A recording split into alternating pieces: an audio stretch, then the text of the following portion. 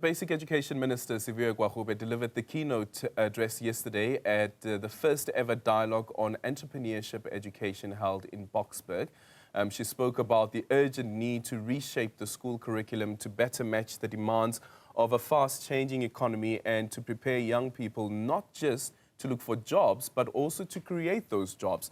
This push comes as the country continues to grapple with a high unemployment rate sitting at 32.9% in the first quarter of 2025. Let's now hear from the Minister Gwarube, on what this initiative could mean for South Africa's youth. Minister, very good morning to you. Thank you so much for making time for us this morning. Yesterday, you indicated, I think, which points to a crisis, is that 7 out of 10 South African youths are unemployed.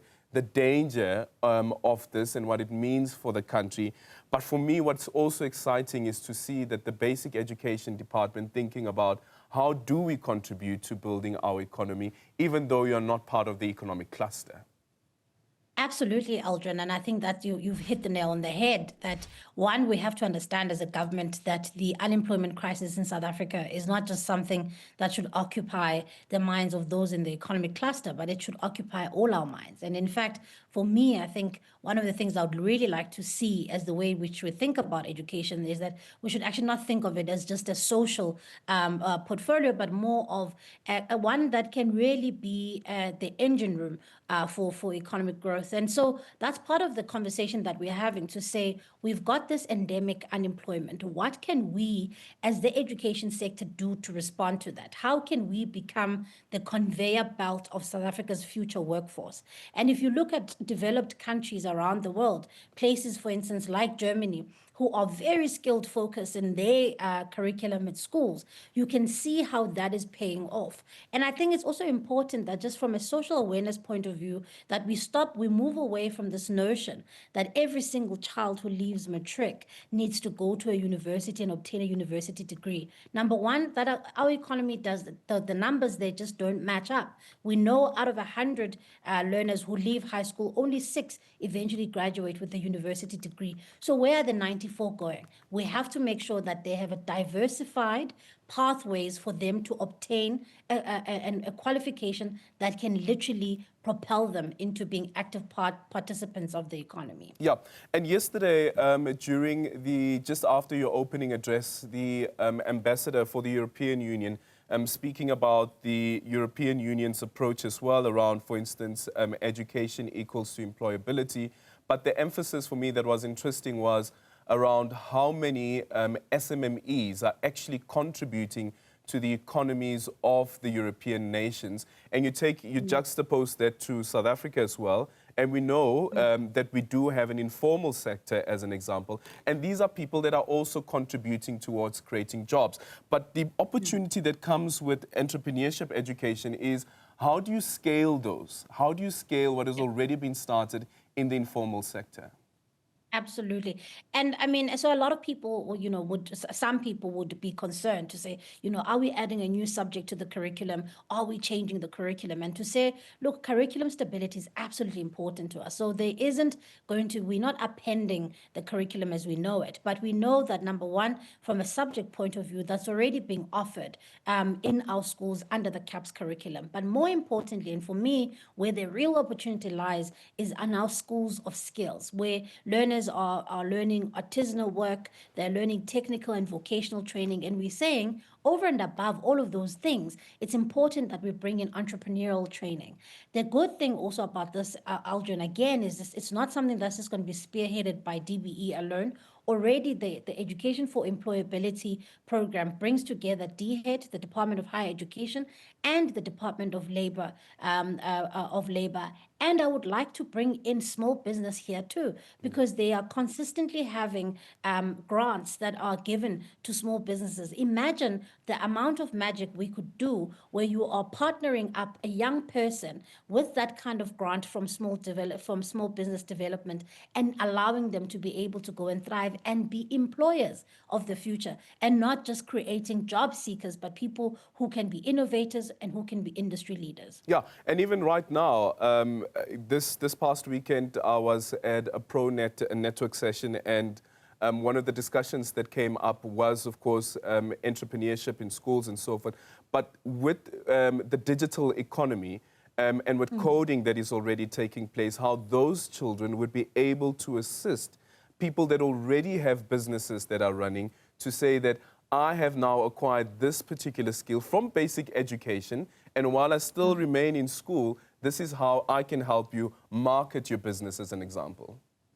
Absolutely. And this is what I was also saying yesterday, that we have to have the responsibility of not just thinking about the world of work as we see it now. We have to think about the world of work in the future. How do children, leverage artificial intelligence in their world of work? How are we creating? We know that the statistics show us that by 2050, the African continent will be home to the largest workforce in the world. But are we going to really leverage that by creating people who are not only going to be really active participants in our economy, but people who are marketable elsewhere in the world as well? And that, for me, is where basic education comes in, Aldrin. I think introducing the conversation only when people get to post-matric education, I think it's quite late, because, as I say, there are children who are incredibly talented. You go to schools of skills today, people who are at the equivalent of grade 9, children who are doing welding, who are doing electrical engineering, who are doing incredible work.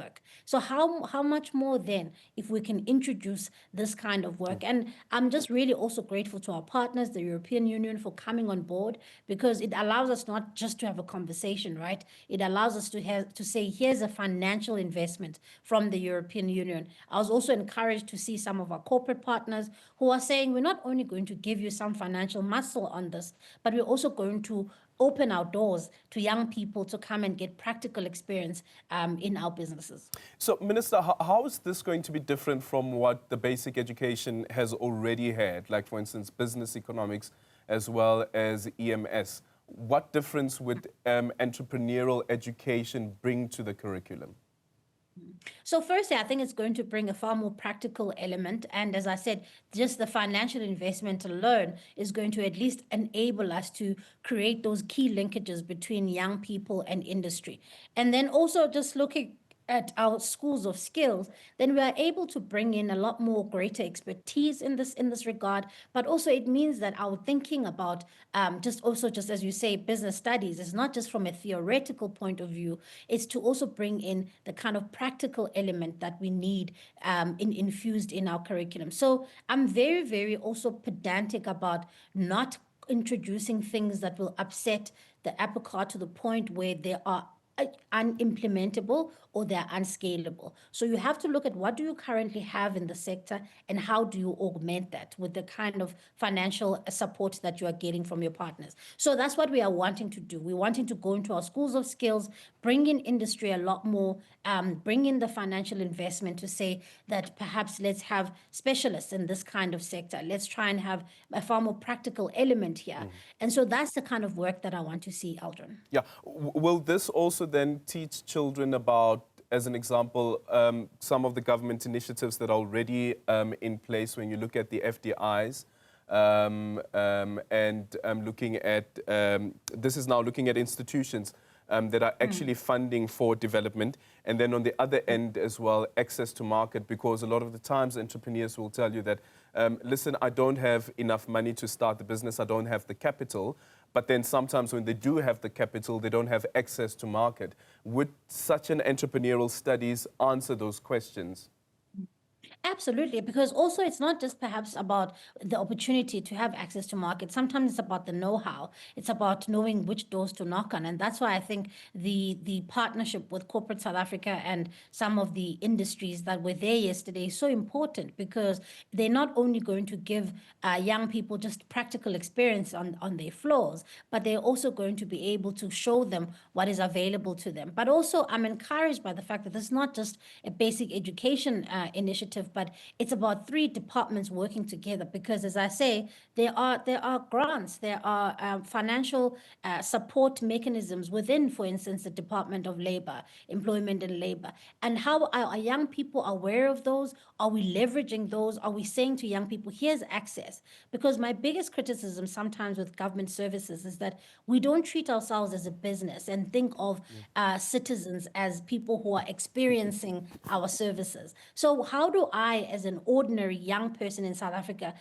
how am I served by government services in a way that is seamless, in a way that is not cumbersome to me? If I go to school, will I be told about opportunities that I can exploit? Will I have those at my fingertips? And that's how I think as government we should be more accessible to our citizens, that we should be able to say, move through these services seamlessly and without much of a hassle on your side. Yeah.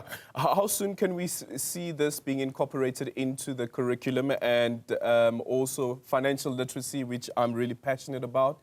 When will we see financial literacy being introduced as a mandatory subject? Because once again, not everyone wants to become an entrepreneur. Not everyone has the acumen or the temperament to become an entrepreneur. But everyone, as I said on X as well, will come into contact with money and its power. So look, I mean, in the next 2 months or so, they'll be operationalizing the National Education and Training Council, which is the council that's going to be advising me on all matters regarding to curriculum. So again, always very cautious about introducing mandatory subjects because our curriculum is already very packed as it is, and some people's criticism is that we are trying to do too many things and too much with time in the classroom. So we are wanting to, at the moment, this initiative, the Education for Employment, is in our schools of skills in particular, and we're wanting to scale that. And I'm also encouraged by us seeing more schools of skills over and above TVET and community colleges. So that's where we are going to be focusing on, and also focusing on schools that have the capacity to take on some of these initiatives. And then, of course, things like financial literacy, those are things that experts need to guide in terms of how do we introduce that without appending the entire curriculum and without crowding it out. All right. Thank you so much for your time, Siviwe Gwarube.